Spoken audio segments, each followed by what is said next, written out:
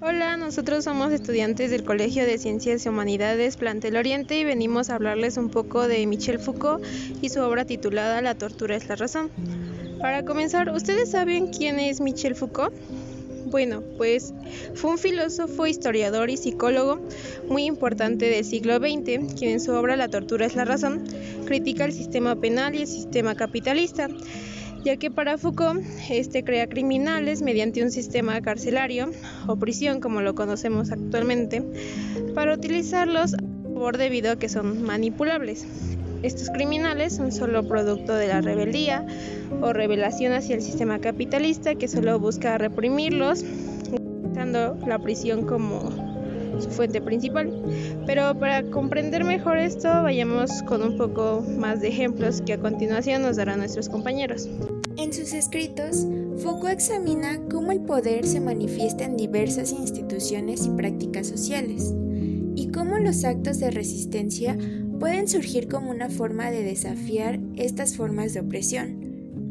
Su trabajo invita a reflexionar sobre las dinámicas del poder y resistencia en la sociedad contemporánea. Nosotros, como estudiantes de la UNAM, debemos aprender a conocer y ser críticos ante estas situaciones.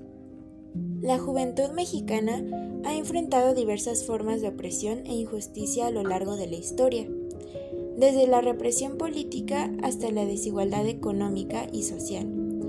Han surgido movimientos estudiantiles y juveniles en respuesta a estas injusticias, como las protestas estudiantiles de 1968 en Tlatelolco, la rebelión zapatista en 1994 en Chiapas y las manifestaciones recientes contra la violencia de género y la corrupción. Estos movimientos reflejan la resistencia y la búsqueda de cambios profundos en la sociedad mexicana, impulsados por la juventud en su lucha por un país más justo y equitativo. Si bien en el libro de Michel Foucault, La tortura es la razón, este se enfoca en los criminales, lo que experimentan no solo se limita a estos. Algo muy similar podemos verlo con lo que viven día a día los protestantes y diagonal manifestantes. Tendemos a segregarlos en un círculo e incluso los llamamos chairos. Los vemos diferentes y la mayoría de las veces tomamos una poca importancia o de plano nula a sus denuncias, por el simple y mero hecho de que, entre comillas, no me afecta a mí. Incluso tratándose de un problema público. Por ejemplo, el movimiento conmemorativo por el 2 de octubre ha perdido demasiada fuerza, y los pocos que existen son calificados como porros o delincuentes. O tomando un ejemplo muchísimo más reciente, hablemos de la marcha que ocurrió el pasado 8 de marzo, donde un hombre violentó y golpeó a mujeres en plena marcha. Esto debido a que la marcha estaba tapando el paso peatonal. Y si bien uno esperaría que todos reprocharan su actitud, su acto, una gran parte lo halagó por lo que hizo, al grado que incluso le donaron dinero para que se comprara una motocicleta, la cual había sido dañada durante la manifestación. Y no es la primera vez que sucede algo parecido. Hay varios videos, varios reportajes donde incluso se retrata, se muestra lo que experimentan, el maltrato que experimentan los protestantes, no solo del gobierno, sino también de la propia población. Y los medios, digamos que no ayudan mucho tampoco, ya que tiende a retratar como Por ejemplo, el medio RT tiende a tratarlo como protestante, se para enfrente de carro y conductor no se anda con rodeos, termina arrollado. Lo venden como si fuera justicia hecha a mano, como si fuera un logro haber hecho violencia contra un protestante. Hablando de la opresión de lo que Foucault habla, otro caso más específico sería la que sufrimos los jóvenes al estar en cierto lugar, como lo puede ser la escuela.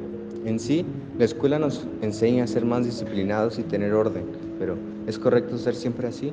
Foucault lo cuestionó debido a que todos los programas para cierto grupo realmente excluyen. Esto se da debido a que se busca que las personas sean de cierta forma, cosa que por naturaleza no somos capaces de ser, y más cuando somos jóvenes. Lo único que provoca el atar a un grupo es que ese grupo tiende a romper reglas, llegando a desatar aún más desorden, con base a lo que las instituciones quieren lograr. Todo esto puede desencadenar cierta rebeldía, llegando a que las mismas reglas sirvan solamente para romperlas. Y esto es así. En los colegios se ve mucho eso. Me atrevo a decir que todos, sin excepción, hemos roto alguna regla, de mayor o menor importancia, pero lo hemos hecho para justo eso, salir del sistema al que siempre hemos estado, la opresión. Siguiendo con las ideas de mis compañeros y el enfoque de Foucault, es esencial reconocer cómo se manifiestan las dinámicas de poder en nuestra vida cotidiana. Por ejemplo, pensemos en la forma en que se estigmatiza a ciertos grupos de manifestantes, como los estudiantes que protestan por una educación más accesible o los activistas que luchan contra el cambio climático. Esta marginalización no solo proviene de las instituciones gubernamentales, sino también de sectores de la población que no comprenden o minimizan las causas por las que se lucha. Este tipo de exclusión refleja cómo se reproducen las estructuras de poder en diferentes ámbitos de la sociedad. Otro ejemplo es el bullying o acoso escolar en las escuelas. Aquí vemos cómo ciertos grupos de estudiantes ejercen poder sobre otros a través de la intimidación y la exclusión, replicando así las mismas estructuras de poder presentes en la sociedad en su conjunto. Es fundamental reconocer estas interconexiones y trabajar para construir entornos más inclusivos y respetuosos en todos los aspectos de nuestra vida diaria. Recordemos que solo al entender y desafiar estas dinámicas de poder, podemos aspirar a una sociedad más justa y equitativa para todos. Como podemos darnos cuenta, para Foucault, el poder es un poder que castiga, controla y disciplina a los seres humanos. Además, el poder no está centrado en una sola figura, sino que está centrado en las instituciones, mecanismos y dispositivos que el ser humano ha creado, tales como el sistema carcelario o la escuela. Foucault decía que siempre que exista una forma de poder, existirá una forma de resistencia, y que no podemos cambiar el mundo entero, pero sí una ley, un decreto o una práctica abusiva. Teniendo esto en mente, me gustaría que citáramos a otro filósofo muy conocido, Immanuel Kant, el cual tiene un pensamiento que puede relacionarse con el de Foucault. Kant, en su obra ¿Qué es la ilustración?, nos dice: la incapacidad significa la imposibilidad de servirse de su inteligencia sin la guía de otro.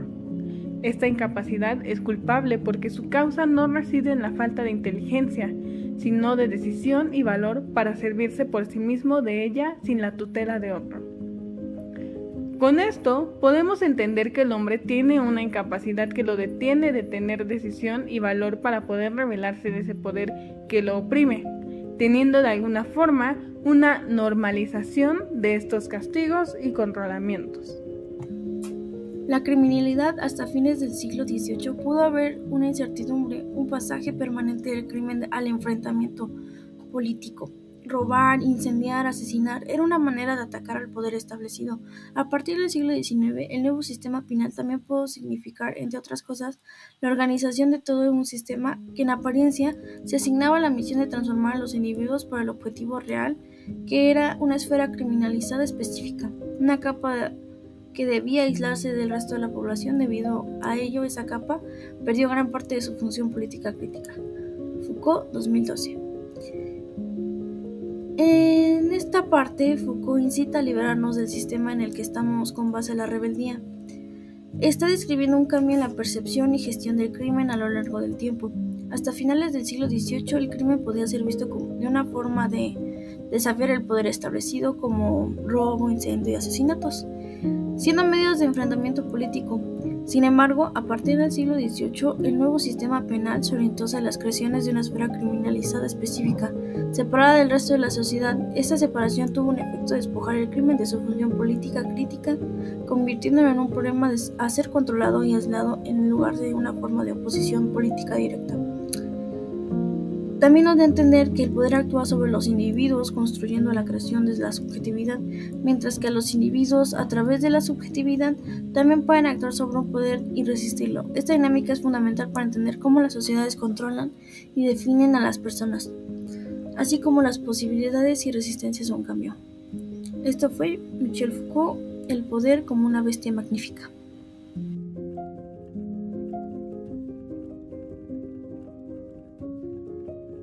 Thank